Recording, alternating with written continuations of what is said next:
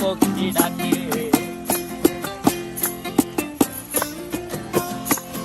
এই সাগর পারে আইসায় আমার মাতাল মাতাল লাগে, এই রূপ দেখিয়া মন পিঞ্জরায় সুখের পক্ষী ডাকে।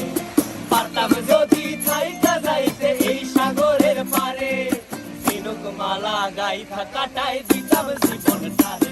আমার মন বসে না শহরে, ইট পাথরের নগরে, তাই তো আইলাম সাগরে, তাই তো আইলাম সাগরে।